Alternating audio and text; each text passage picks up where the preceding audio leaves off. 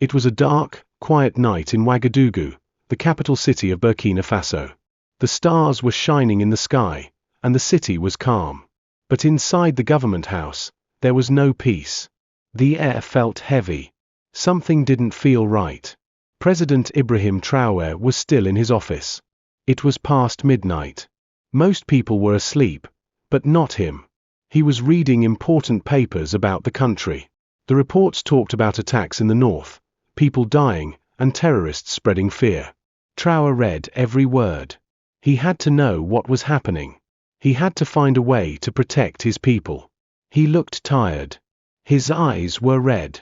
But he didn't stop working. He cared too much about his country. Even when he was tired, he kept going.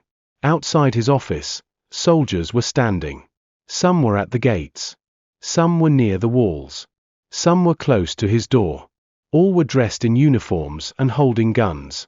These were supposed to be his presidential guards, men trained to keep him safe. But not all of them could be trusted. In the last few weeks, Traoré had started hearing strange whispers. Quiet rumors. Small voices saying dangerous things. Things like, there's a plot coming from inside, or someone in the palace wants the president dead. At first, he didn't listen. He thought maybe it was just fear talking. But then, one of his most loyal soldiers, a man named Captain Mahmoud, came to him and said, "Mr. President, please be careful. There is a bad spirit moving in the palace. Some people are no longer loyal. I hear talks of betrayal. Even some of the guards may have changed sides." Traoré looked at him. His face didn't change, but inside, he felt a cold chill. He nodded slowly and said, "Thank you. Watch closely. Trust no one." That night, Traoré didn't sleep. He sat in his chair, thinking deeply. He looked out of the window at the silent city. He thought about his mother, his childhood, and the reason he became a soldier in the first place, to fight for truth. Suddenly, he heard footsteps outside the office. They were slow, careful. Someone was walking close to his door. He stayed still and listened. Then the footsteps stopped. A knock came. He waited. A voice said, "Sir, it's time for your water." It was a young guard. One of the new ones. Traoré opened the door himself.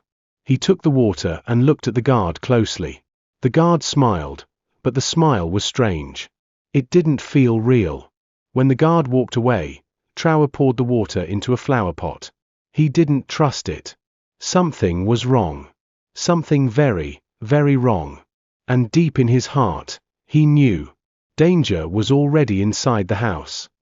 2 weeks before the strange night, a new guard had joined the presidential team. His name was Kader. He was tall, strong, and quiet. Nobody knew much about him. He said he came from the military base in Kaya, a town far from the capital. Kader was polite. He followed orders. He didn't talk much. He always stood straight, holding his gun tightly.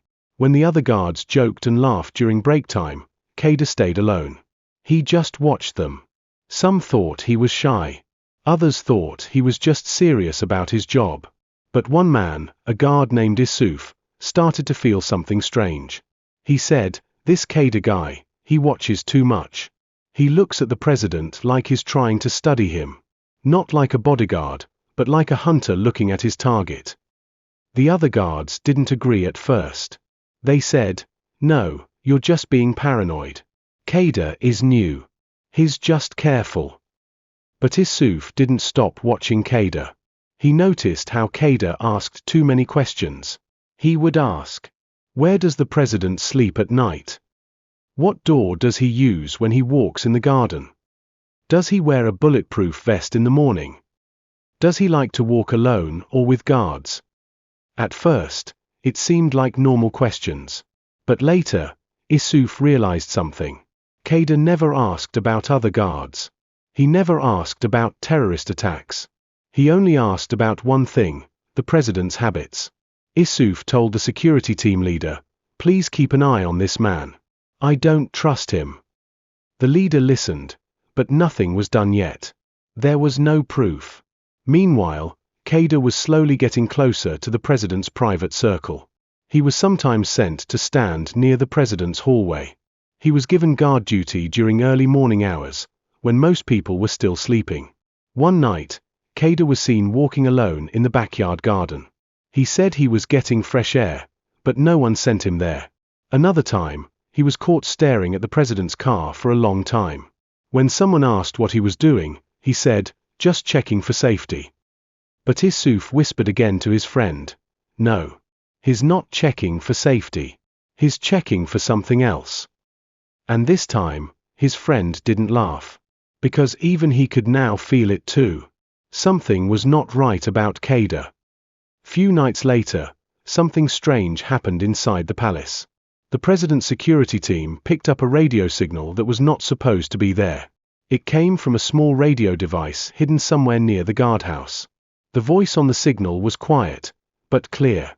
It said, "He will come out at 6:30 a.m. for his morning walk.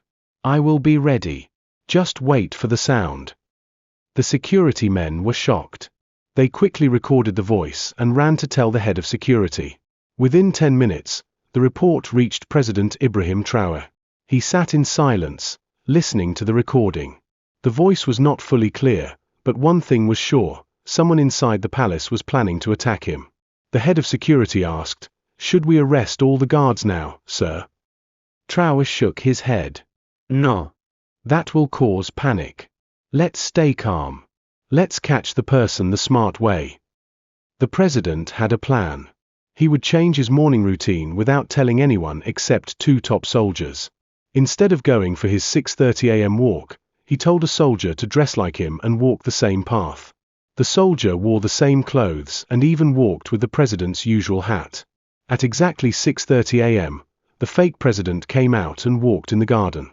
From a window upstairs, the real Ibrahim Traoré watched. Suddenly, a guard moved behind the fake president. He walked slowly. He looked around. Then, he lifted his gun. Before he could shoot, 4 other guards jumped on him, pushing him to the ground and grabbing the weapon. The traitor screamed, "Let me go! You don't understand." Traoré rushed outside. He looked at the man on the ground.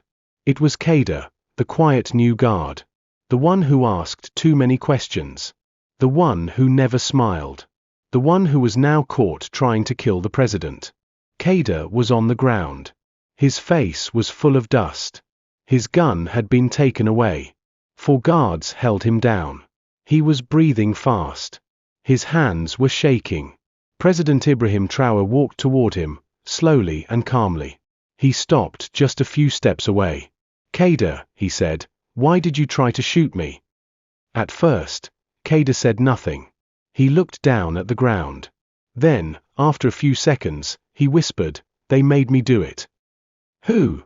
the president asked. Kader's eyes were full of fear. He looked around, then said, "I didn't want to do it, but I had no choice. They said they would hurt my family if I didn't kill you." The president's face stayed calm, but inside he was thinking fast. "Who are they?" he asked again. Kader looked up. "Rich men, powerful people. They said you are stopping their business. They said you are making Africa too strong. They told me, if you shoot the president, your family will be safe, and you will get money." President Traoré looked deep into his eyes. "So, you chose to shoot a man who is fighting for your country? For your children?" Kader started crying. "I'm sorry.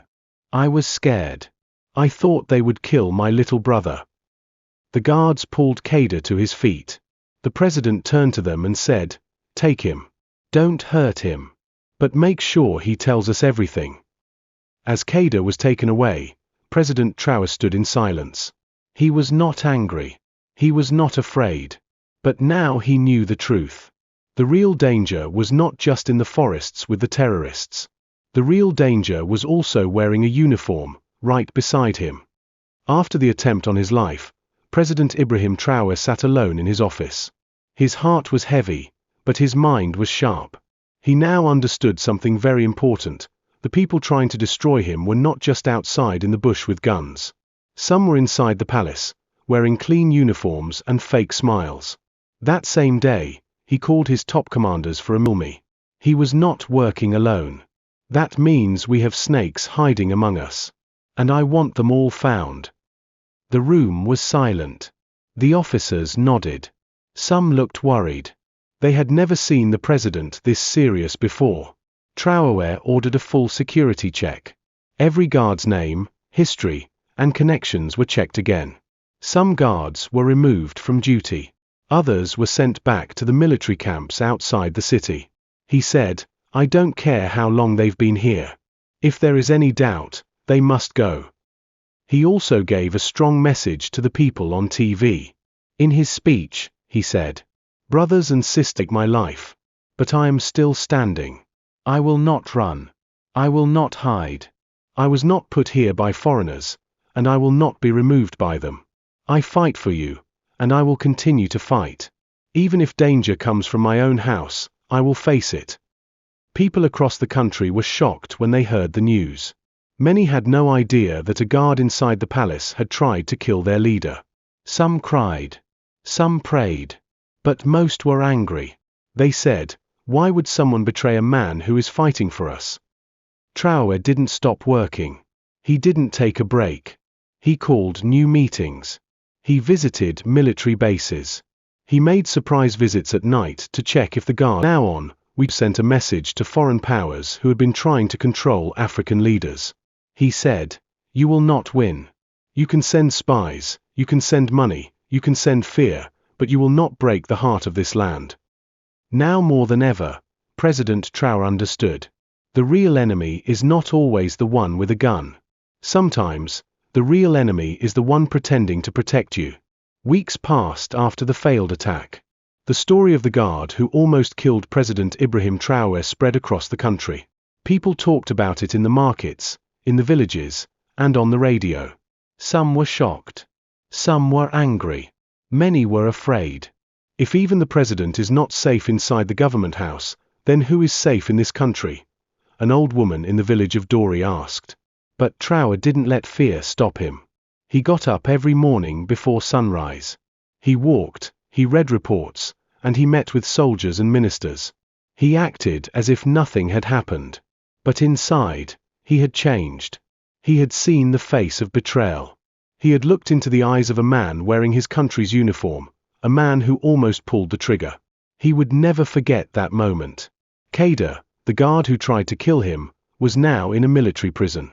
He was questioned for many days. He told the truth. He said, "They contacted me through a man in Kaya. He said I would be paid a lot of money. He gave me a new phone, a small radio, and instructions. He said the goal was to make it look like an accident." When asked who they were, he gave names. Not just Burkina names, but also names of foreign agents. Some were connected to big companies who lost money when Traoré removed foreign control of Burkina Faso's gold and land. Others were tied to old political leaders who were angry they had lost power. They had planned everything. But still, they failed. Because Traoré changed his routine. Because someone stayed loyal. Because the truth was stronger than the lie. After this, Traoré gave orders to change the palace security system completely. Guards were rotated often. Background checks were done again and again. Even old friends were now kept at a distance. He said, "I will not fall because of someone standing behind me. If I die, it will be on the battlefield, not in my own house." The people of Burkina Faso respected him even more. One young soldier in Ouagadougou said, "The president is strong. He is brave. But now he is also smarter. That's a dangerous mix for our enemies." Traoré also began to visit soldiers at the front lines again. He wore the same clothes as them. He ate the same food. He slept in the same tents. He told them, "What almost happened in Ouagadougou will not happen again. I trust you more than anyone in a suit. You fight for the people. And I fight with you." His message spread not only in Burkina Faso but across Africa. Young people in Mali, Niger, Guinea, and even Senegal posted his pictures online. They wrote, "He survived the bullet from inside the house. He is still standing." In every speech, Traoré reminded people that freedom comes with a price. And sometimes, That price is being hunted by your own people. He ended one of his talks by saying, "I do not fear death. I fear silence. I fear giving up when my people are still suffering. So even if danger comes wearing a uniform and carrying my flag, I will face it."